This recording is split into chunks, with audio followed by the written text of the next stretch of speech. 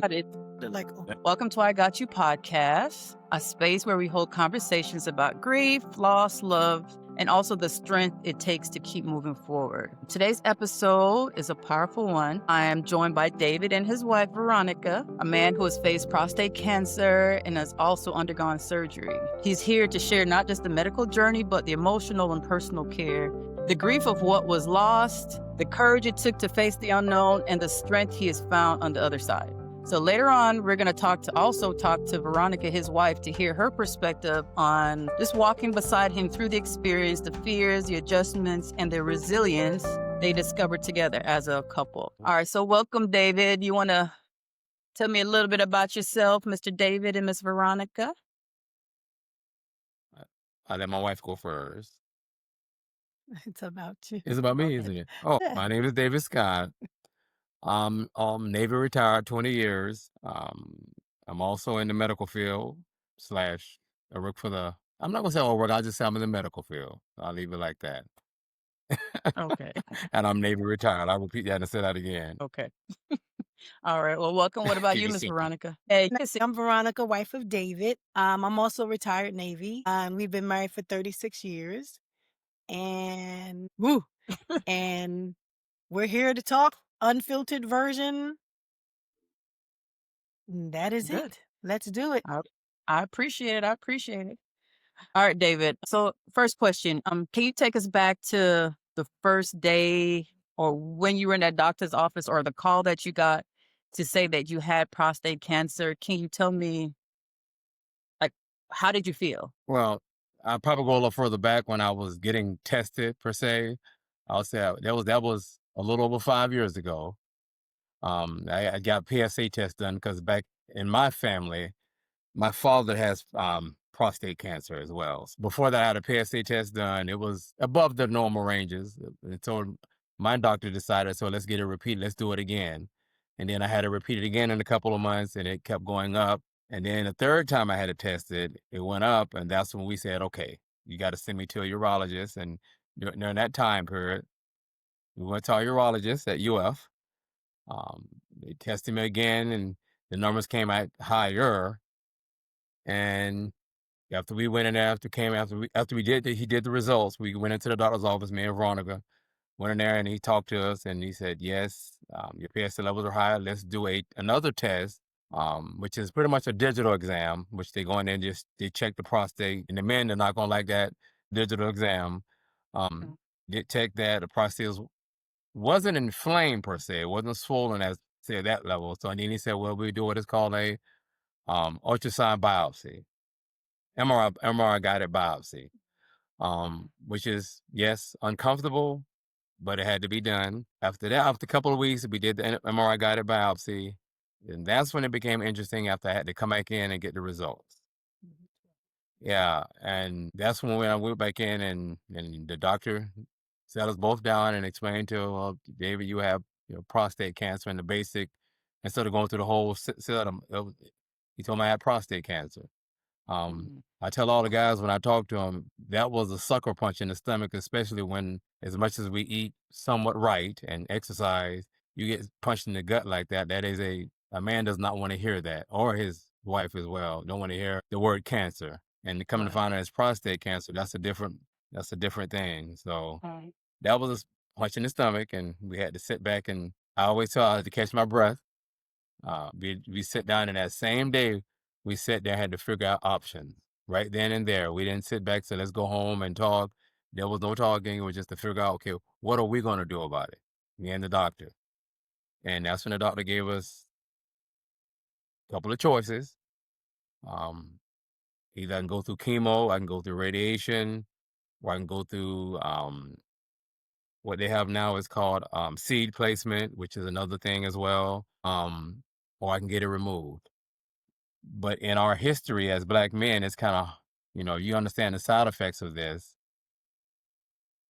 You have to sit back as a man. Like I always tell my wife, as a man, you have to sit back and think, do I want to deal with these side effects, which is very interesting at times. Yeah, it was just to talk about it. It was a punch in the stomach, and you really can't talk because you have a hard time understanding what he's saying. You have prostate cancer, and the first thing coming to mind is, who, what, when, where, how did I get this? I mean, I'm exercise, I do this, I eat right, I do what I need to do. And it is something that is common in Black men. There is nowhere around it.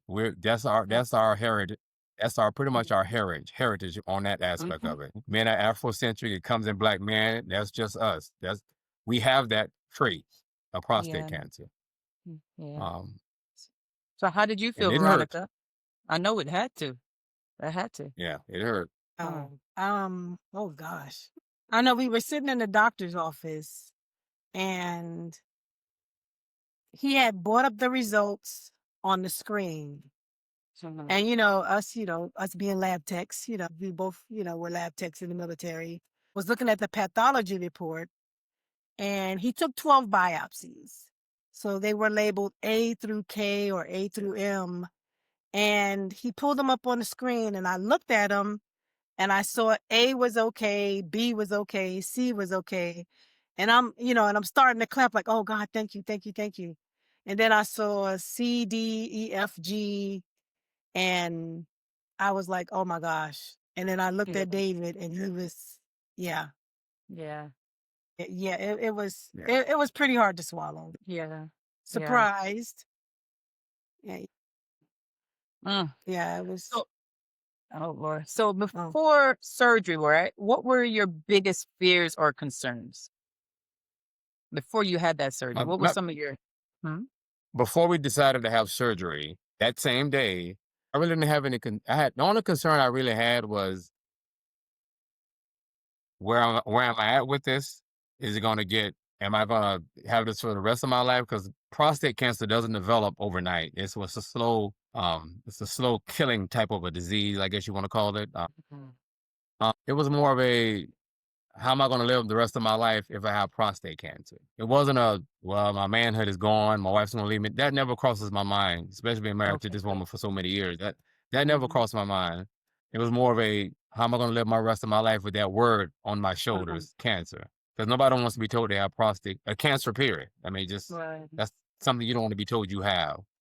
Right. This pretty much is just it was a sit back and like take a deep breath. Okay, Philip, what are we going to do? It's not the end of the world. I did have a tear in my eye, it was, but I know it wasn't an ending. My life is ending, but if we didn't do anything about it, that's when you got to start thinking about a slow death. I don't know if that makes Right. sense or not. Right. And what was recovery like for Yeah. you physically, emotionally, spiritual, or even spiritually? How was the healing after your surgery? Well, and I'm going to stick with when you told me I had cancer. I remember when Veronica said, we're going to put everything in God's hand. Everything is in God's hand. And all the questions were answered when we sat there and discussed everything about this procedure. Now, post procedure was a different thing. Uh-huh. That was different. And Uh-huh. most men will sit up there I always tell them post procedure, you got to be strong, really. Number one, thick skin. Number two, you have to have a strong support system. You really have to have a strong support system. Your significant other, family members, however you want to go out there and look for them, a strong support system. And you got to be strong-willed and make sure I'm gonna get over this bump in the road. Right. You gotta want to get over. If you don't want to get over this bump in the road and do what they tell you to do, your outcome is not gonna be what you want it to be. Right. Because Right. God's gonna give you signals. There is nowhere around that.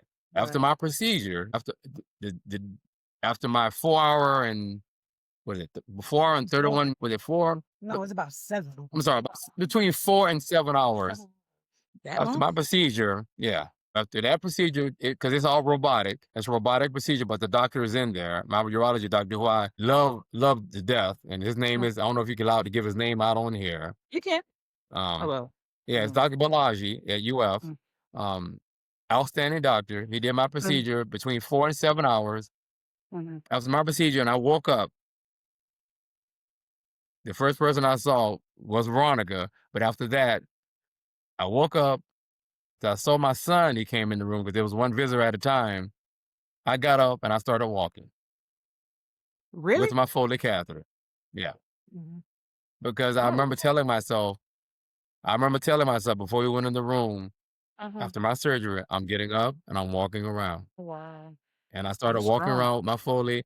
And my next day, and after that, I didn't have any pain per se, but it's more of a cramping. It's more cramping in your lower abdominal area. It's called bladder spasms. Uh-huh. Because they was moving your bladder around. Yeah, People, yeah, men don't. They move your bladder around. They do a lot of adjusting down there because you don't have a prostate anymore. So everything has yeah. been adjusted and moved around down there. So post procedure, things were done that I shouldn't have been doing. I remember Oh, we was yeah. putting up A shed. I was putting up a shed that week after surgery. Lord. I was walking around the block with my Foley catheter because you had to have that for 7 days. I was doing exercise with my Foley catheter. Um, In other words, I was doing stuff knowing that I should not be doing it, but I was on the mindset was I'm not going to let this defeat me. right, right. And I made that clear. I mean, my family's important. God is giving these signals. And when I was doing these exercises, I didn't feel like he was telling me to stop. Mm, So okay. I had my Veronica was right next to me the whole time, helping me out the whole time. I think she bathed me. What is it? Maybe one time, washed my back one time, and after that, I'm like, I got this. I can do this. I Yeah, cut a hole in my pants and stuck the Foley catheter through it, and we was yeah. walking around the block. Did So, that affect you in any bad ways because you started so early? yes, it did. It did. It's just the fact that I was doing too much, and I didn't take any pain meds. No. After the 24 hours up, the only reason I took one it was because of bladder spasm. After that, I didn't take any meds at all. After that, Oh, pretty much fought through what I need to fight through. right. I just did. I was doing stuff to keep myself active and not to be sitting down feeling sad about Dependent. myself or bad about Uh, myself and saying, okay, my God, this is the end. I'm not right, getting this anymore. I'm thinking of ways, okay, how can I build this back up? What do I need to right. go? And then I was told, go to physical therapy. And Mhm. most men, after they have that procedure, they don't go to physical therapy, which they should. Not really. Go to physical therapy because they give you a packet on what you need to do on how to increase your strength in your areas down there. So Oh, a lot of them wow. don't Okay. understand that. Yeah, physical therapy, that's what they're there for. I went to physical Oh, therapy at UF. UF gave me a packet of information, and this lady helped me out. She said, "Look, the biggest thing for you right now, because I was still fairly somewhat, I would say, young and in somewhat good shape, start kegling your butt off, yeah, yeah. even with the Foley." So Right. in other words, I had to retrain my whole system again, my lower abdominal and bladder Yeah, system again. yeah. Wow. Yes, you have to retrain your penis too. Yeah. So So we're gonna get there. That's why I wanted to ask. I yeah, don't want to push too much because I know honestly trying to find people who have gone through prostate cancer surgery, a lot of people won't speak about it. So honestly, I really appreciate you even coming on and talking about it because yeah, no most problem, men no are problem. so like, no, I'm not gonna talk about that. I'm not going on those, you know? Mm-hmm. And especially because they're under Yep. And, 50, they think that is such a bad thing. yeah, And I'm like, it's life. But again, I and appreciate y'all being on here doing this. So one no question, problem. right? So this podcast is about grief, right? So sometimes grief isn't just about losing a person. It's about losing parts of ourselves, um, our sense of normalcy, right? Huh? Did you feel like you grieved anything or did you feel like you lost anything during this time? Yes, a part. I did think a part of my manhood was gone. And it was Mm, also during that time period but there was so much going on, with my mother, may she rest in peace, that yeah. passed away during that similar time window. And that it's kind of, I was getting hit with a bunch of storms as a family. We was getting hit with a bunch of, and then my brother-in-law passed away. So it was a lot of things getting hit at us at one time. Yet I have time to grieve about my prostate surgery, post-prostate this. I had time to think. I had time to sit up there and wonder, is my manhood gone? Or is Mm, there how is my wife's going to feel? I mean, Monica treated me no different. Veronica didn't talk to me no different. that's good. And she loved me the same way she's been loving me for the past 36 Yeah. years. So I didn't see no change in that. Um, to me, Right, yeah, I right. had to fight this as a man, as I love it. myself, because most women don't understand what men go through when they go through this procedure. Um, it's about support. If you don't have the Yeah, support, then you're gonna feel like an outcast to your significant other. I can promise you that. Because he or she, whoever you're married to, is not gonna understand what right, prostate treatment is, prostate cancer is, because right. they don't understand a man feeling because a man's manhood is there. We're the king of the jungle. Let's keep it that simple. We're the king of the jungle, right? And we want our men's manhood. We're the hunters. We're idolized. Okay, we're our manhood. once you get rid of that prostate and your Right. manhood kind of decreases, that's when you start thinking, okay, am I really a true man? Because some men think that way. Today I texted a friend of mine. I was asking him about prostate cancer. Did he know anybody else? And he's like, man, most black people don't even do prostate check. I don't want nobody putting their hands up my. So they're scared of losing Yeah. their manhood. So some of them don't even want to go get tested because in their head, Yeah. you're gonna, I guess, what is it, defile me by doing a test? It's like, Yeah. so what you're saying, a man, only thing they care about is like their penis and, instead of Yeah. their Yeah. health. Yeah. And Mhm. that's when I tell, like when me and Veronica was talking, I mean, she always says, I didn't marry you for that. But it's the fact of the matter, as a man, it's a different thought process for us. We think differently Right, than what you all may think. We just have a different thought process. Some of us think outside the box and say, that's not it. The surgery did knock me back a minute. It did knock me back, but I had to sit down and think for a minute. Okay, God gave me a signal. My wife is still sitting next to me. My wife didn't get up and say, you know something, I'm leaving, or she's not happy with me because I can't do this or I can't do that anymore. My wife is still sitting next to me. And as of right now, I don't think she has any complaints. right. He's so She'll I stupid. talk mean, later. yeah, I know she Uh-huh. will. Yeah. But believe me, when I say it's a battle, it's a battle. It's a battle. And Yeah. it's funny, Heather, Because I you said wish you it's did been have 5 men years. on here. I'm gonna do another one when I find more people. So I'm gonna have a Okay. panel, but again, I'm hearing the older men will do it. But if you're in your 50s, The younger men as well, because those are the ones that need to be waking up a little bit. right. And that's what I'm asking. Like, how do you push for men to get their prostate checked and just stop being embarrassed? It's not a gay thing because automatically I'm thinking that's what black men are thinking is something gay why they're not getting it tested. What do you say it to those guys? What I say to them, I say, if you come into my talk to me face to face, which I do, I always tell them this: if you have time to sit up there and beg for a Cialis, Tadalafil, or Viagra, why aren't you getting your prostate checked? Because you're popping a pill if you don't need to pop a pill, but you want to get your prostate checked. So Right. what is your major concern? Is it your penis? Yeah. Make sure you walk down the street, your penis is erect, or you want to get your health Yeah. checked out to make sure you don't have cancer, and make sure you don't have any other problems with your prostate, or either any other medical condition you may have. Why not get that checked out? When you're 70 years old, you may not have an erection, but you may have diabetes or another problem, medical problems at all. So that's my biggest fight with them sometimes. Right. And some of them I don't get get it. it. I Some of don't them get do. it. Some don't. Did you have symptoms like were you peeing a lot, like going to the bathroom a lot? Because it's in over 50, over 40, you start peeing, you have enlarged prostate. Would that be a sign or is that just something that automatically happens to some men that over that age? No, this happens to all men over the age. I mean, black, white, whatever color you want to call it. It happens to all men over the age of 50, even 45. Your urine flow is not like going to be when you're 18 or 19. You're not going to be standing straight up and peeing up, and you may go to the bathroom and just dribble a little bit. And the prostate could be inflamed, but nobody wants to get it checked until when you get older and realize I'm just going to the bathroom and just dribbling a little bit, or I'm getting up to the bathroom in the middle of the night going too many times because that may happen. And they don't get scared because there's nobody educating them on, okay, this is what you need to do. It's all about education and letting them know this is what's going on. For me, it was more of I have a strong family history of it. Number two, I believe in taking care of myself, getting seen every 6 months, if not once a year. And I knew for a fact with me, my urine flow was not bad, but it was to the point where let's get this checked out because it was going up. Make sure, let me keep it where it needs to be at. And that's when we realized I had prostate cancer. Okay. Wow. So when you Yeah. found out you had prostate cancer, was it stage 1? No, this one was stage 2. Yeah, they give you stages. They also give you numbers. Um, Yeah, they give you numbers on where you're at, and a lot of the numbers they give you, you have to make sure you understand what numbers they are because your prostate cancer numbers can be really high, and you may not have prostate cancer. You may have you may have an enlarged prostate, but if you have prostate cancer, you have to be careful because if your numbers are really high, that cancer might have went outside the margin and metastasized into the bones, into the lymph nodes, and you have to be really careful with that. Right.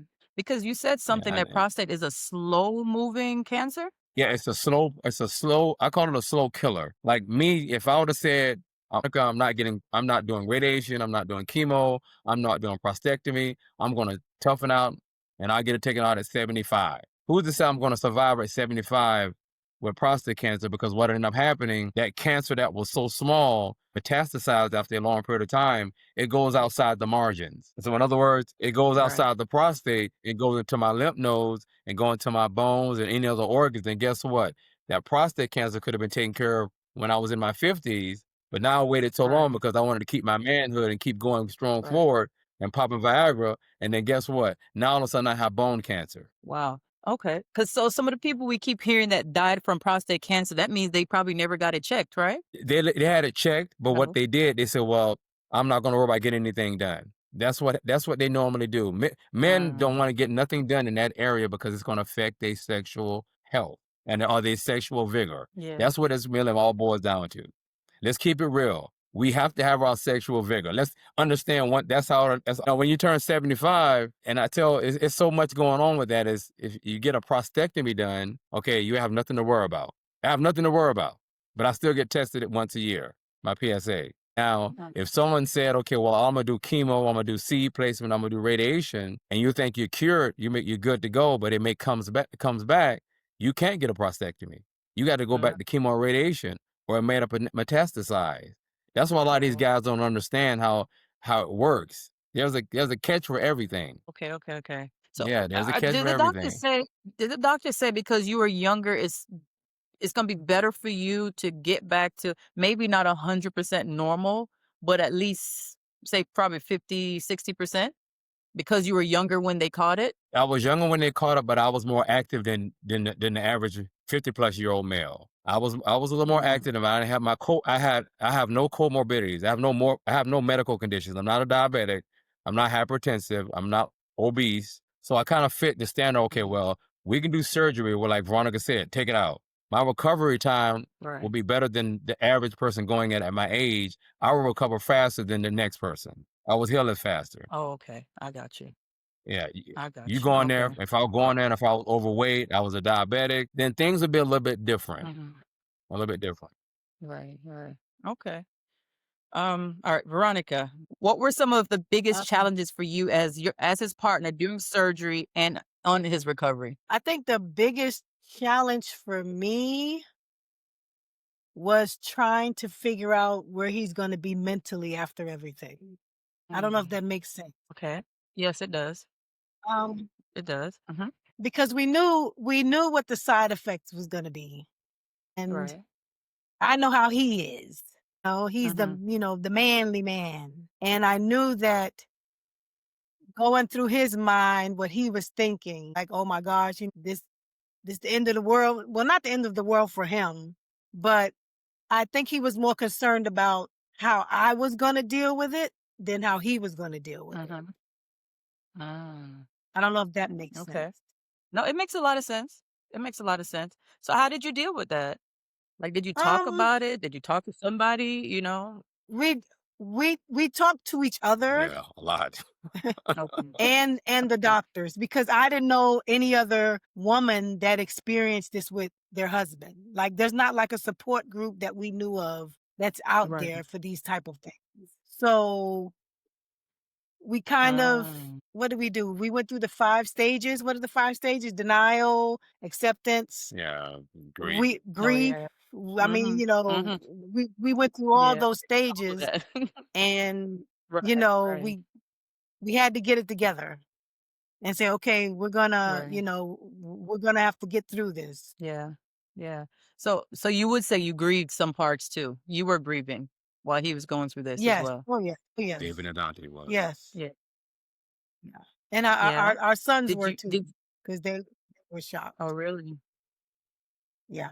Did y'all ever find counseling or like you said, did y'all just talk to each other and try to talk everything out through the whole thing?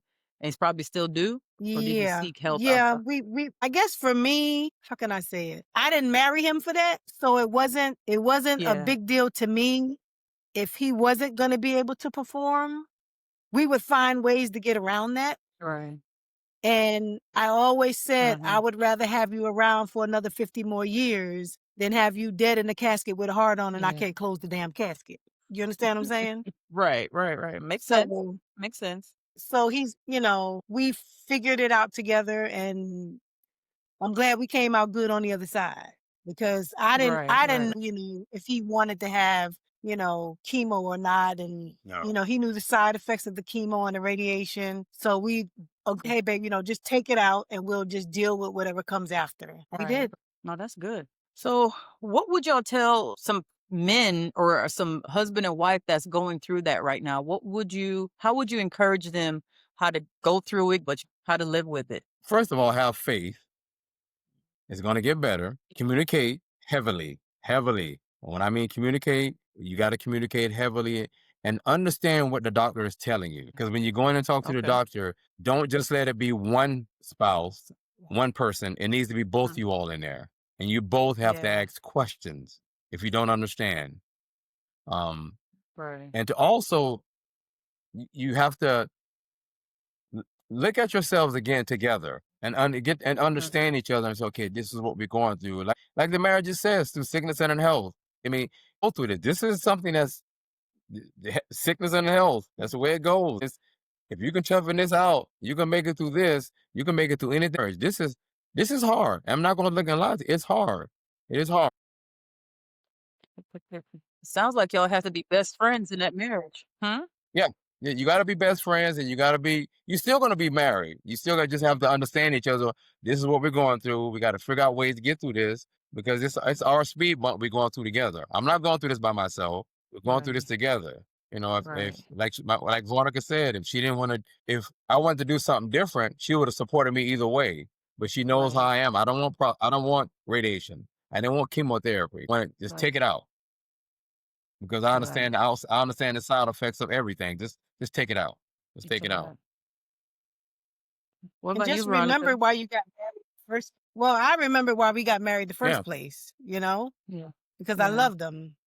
Yeah. Yeah. And he's like, get on his nerves. Yeah. Most of us don't. It's I mean, if you, like he said, if you get married, it's for sickness and in health, till death do us part. So if I would have divorced him because he couldn't get it up, I mean, what was the marriage based on? That wasn't love, yeah. It wasn't exactly. It wasn't love. It Yeah. definitely wasn't. So, I always tell people I love him for what's in between his rib cage, which is his heart, not what's in between his legs. Oh, So, I love you. it's No, I love that. yeah. But no, but David, I don't want to pry, but I want you to be as open as you want to be, because I'm not going to ask certain questions. It's up to you to what you want to say. But I know a lot of men are scared of it because their penis won't get up. Somebody I know who's older, just did a surgery a couple months ago, and that's the biggest thing he complains about is like, what I can't, I need something. And I mean, even though he's older, he shouldn't be thinking too much about that stuff.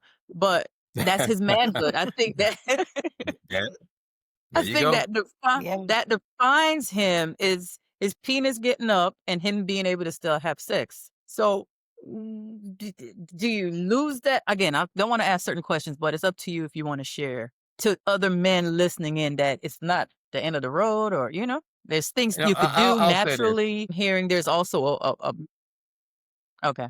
Listen. I'm gonna say this. That first statement I told you before, I want men to go to physical therapy if they decide to have a prostatectomy. Go to physical therapy. Also, do your homework on post-procedure if you get a prostatectomy.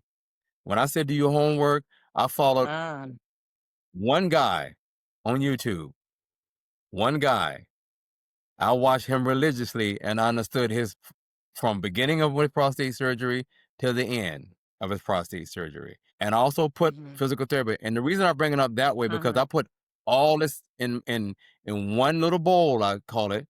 And I did it on my own when it comes down. I knew for a fact I had the physical therapy and get myself together physically, mentally, and understand, okay, look, for me to get the erection back again, okay, I had to do things that are the realm. I had to do exercise that knowing damn well what I mean. I had to go do exercises. I had to do what is called, they say use a pump, a penis pump. Use that to get your folder removed. Use it. Because it's a penis. The penis is a muscle. And if the muscle's not big, what normally happens? Okay, it's atrophy. And I tell guys, stop using the word I can't. That part. Yeah, because you're mentally destroying yourself saying, I can't, I can't, I can't, I can't. Veronica would tell you, even after I had surgery, we still was having fun with each other, regardless if I couldn't get it out. I Regardless, love it. we went on a trip. We went on a trip. Yeah. Yeah. We went to Dominican Republic and had a good time. Even though I couldn't get it up, we Oh, still that's had a good good. time. And Yeah. He was able to get it. believe me, let's not talk about that part. He was, Hey, hey. And the Uh-huh. funny thing about it, I realized I needed to get my butt physically into where I needed to be, into where I want to be. You're not going to get it back to where you was 19 or 20 years old. That's not going to happen. Just never. It's Yeah, not going to yeah. happen. Yeah, Right. those days are long gone. But if you That's get it back normal though. better than, yeah, that's just yeah. because you're getting older. But Yeah, guess what? I'm happy where I'm at. that's true. That's good. That's good. Yeah, I'm happy where I'm at. Yeah, it's just you gotta be stronger. Yeah. I appreciate y'all, man. Is there anything else, David or Veronica, that you think we should talk about or share? Because like I said, this seems like a very taboo conversation. Well, see, the thing is, I don't mind. I can be transparent. I can be transparent with it, and I would love to talk to some of your friends about it because that's what I do at Yes. work sometimes. Yes.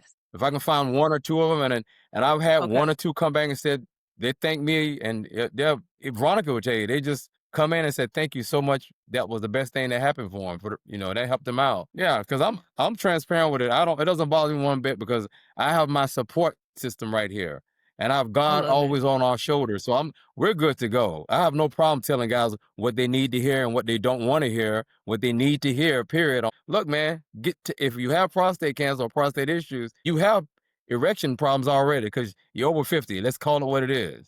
You have that Right, right. already.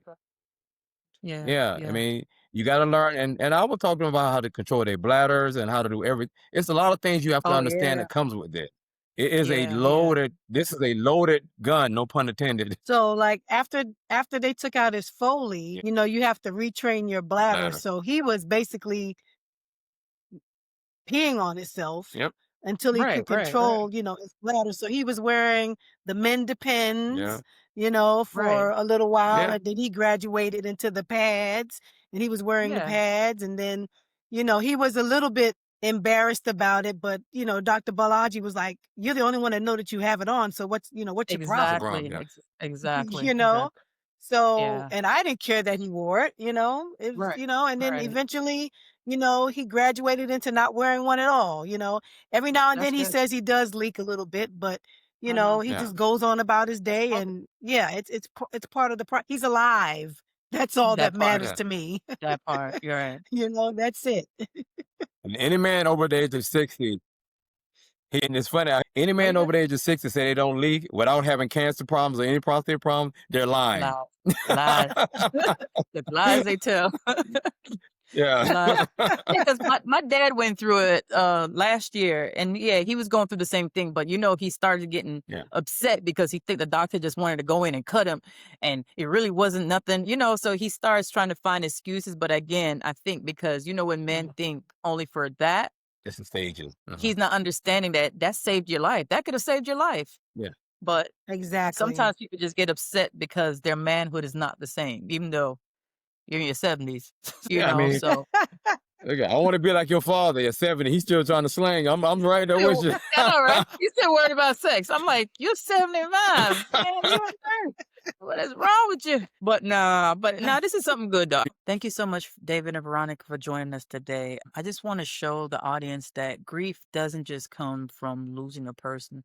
It also comes from illness. It also comes from sickness, surgery, or anything else. Shoot, even menopause that we go through. So I'm glad that y'all came on to show your resilience, to show the love that y'all really have, because that was one of the biggest things that I got from here is that because your spouse was there for you, because y'all were there for each other, it helped you deal with this even better. So I appreciate y'all being on, and thank you for tuning into I Got You podcast.